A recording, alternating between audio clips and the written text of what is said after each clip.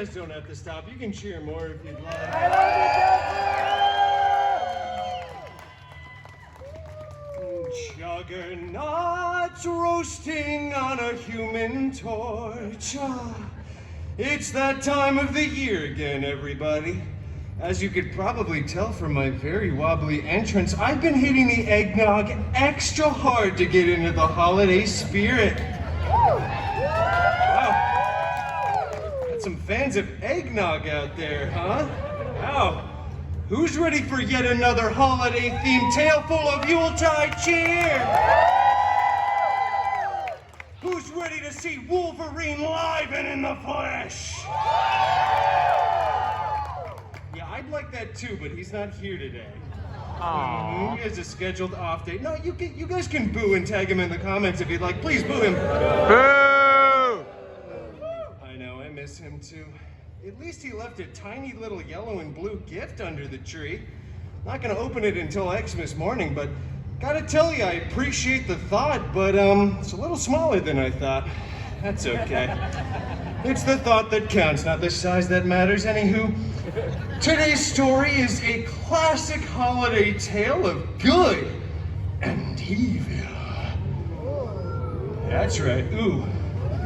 Filled with greed, gravestones, a very nice four-poster bed, and a bunch of hideous mutants and spooky ghosts, ooh. I know, it's kind of a creepy choice for a holiday tale, don't you think? Probably should have done this one in October, huh? Well, we're already all out here, and this is the specific story that they're paying me to do on the schedule, so let's get on with it, shall we? For today's story, we travel back in time, all the way back to jolly old England, for a dignified holiday tale written by Sir Mr. Charles Xavier Dickens, and brought to you by Disney Plus. Cheer louder so they put a Christmas bonus in my stocking. Disney Plus! That's right, everybody. Disney Plus is paid to keep little old Storytime around for the holidays. Finally, a streaming service that understands quality content. I'm Deadpool, and you're watching Disney Plus. All right, well, now that I feel extra dirty from the pandering segment of this performance, let's get to the actual story, shall we? This is very exciting for me, by the way, getting to sink my teeth into a holiday tale. It's rare that I get to tell a story filled with so much cheer, goodwill, positive messaging, happiness, and whatnot. Page 1, Marley was dead. Wow, that is a really dark start to the story. That is legitimately the first sentence. I don't know if Disney Plus signed up for all of that. Let me just skip ahead to the less morbid parts, huh? Let's see here.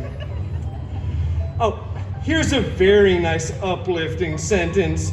The meanest old curmudgeon in all of London town was a vile, ugly, hideous, hairy, smelly, prickly, miserly old brute by the name Loganezer Scrooge. Oh, Scroogey really did not like the holidays and always went around saying, "Bah humbug, bub." Whatever that's supposed to mean.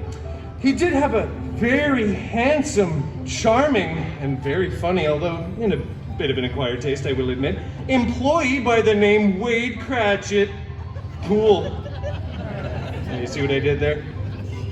Poor old Wade, he just wanted to enjoy the holiday season and have literally a single day off in his entire career, but old Scroogey McDuck was always like, "Get back to work, Bob, and count me money out, right? Come on." He was really not a nice mutant. Did I mention he was sweaty, miserly, and somewhat strangely Australian? Well, anyway, because Scroogey was such a naughty little mutant, he was visited in the night by one of his dead partners. One of his ex-partners, if you will. He was an X-Men. Anyway, he tells him that he'll be visited in the night by 3 ghosts who will help fill him up with the Christmas spirit once again. This really troubled Scroogey, who went to sleep feeling very uneasy. Kind of like when you have one too many chimichangas before beddy-bite time. Suddenly, a bright light shone outside of his window. He sauntered over, as hairy and ugly as he was, tore open the blinds and saw that it was none other than Johnny Storm, all flamey and bright. Not Steve Rogers like we all clearly wanted, but that's fine. Johnny Storm is still cool. Well, actually, he's not cool, he's more so hot. Anyway, pretty much everything that he said was filled with vulgarities that, quite honestly, I cannot repeat here at the Disneyland Resort, registered trademark. But long story short, he shows Scroogey his sad past, his sad origins, if you will. And I will. Yeah, thank you, one sir, for clapping at that one. And then the Ghost of Christmas Present shows up, and it's just this giant, child-minded figure, way larger than a normal man should be, with a body made completely out of metal and a very obnoxious Russian accent. It sounded a little something like this. Lokanizar Scrooge, gaze upon the Cratchit Pool family and see your shame. That's pretty decent, right? He shows them a picture of the beautiful Cratchit Pool family living in a small but humble studio apartment off of Pico and Crenshaw. Blind Al was there, Dog Pool, and little tiny Peter Pool, who was obviously sickeningly ill and leaning on a small crutch. They could barely get by on the meager salary that Wade's boss had given him. This caused Scroogey to feel the first one true emotion he's ever felt in the hundreds of years of living on this planet. So emotional, in fact, that it caused a single tear to trickle down his chiseled, mewing jawline, soaking into his luscious mutton chops. It was like the ending of a perfect rom-com, like The Proposal. Anyway, then the Ghost of Christmas Days of Future Past showed up, and quite honestly, I'm not even going to go into all that because it just gets really scary, confusing, the timeline gets all convoluted, and quite honestly almost ruined the franchise, but the ghosts show Scroogey, in essence, that he needs to keep the spirit of the season deep, deep within his heart, all year round. Meanwhile, tiny little Peter Pool narrowly escapes death because Scroogey pays to get his little legs healed, and they become sugar plum chums. This is my favorite part of the story, everyone.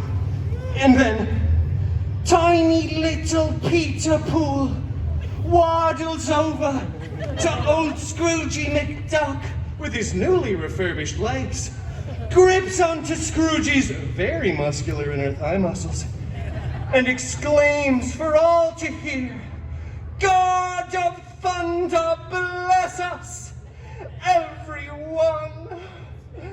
Let me tell you, there was not a dry eye in the house. In fact, the house was soaking wet with tears. And they all lived happily ever after. Thank you. Thank you. Do you want to know why they lived happily ever after, little kid in the front row? Because this story in particular has been rehashed and merchandised dozens of times over the years. It's what we like to call in the business, easy money. Happy holidays, little one. You're welcome for the core memory. Well, thank you all for coming to another special holiday tale. And an even bigger thank you, no offense, to Disney Plus! Check out all the quality programming only available now on Disney Plus. Happy holidays, everyone! On Dasher, on Donner, on Dopinder we ride! Just think of it, everybody. If it wasn't for Disney Plus, none of us would be here right now. I know I'd be unemployed. Bye, sir. Happy holidays, everyone. Bye. Chill out. Hi. Christmas. Merry Christmas. I like your sweater. Happy holidays, sir. Thank you.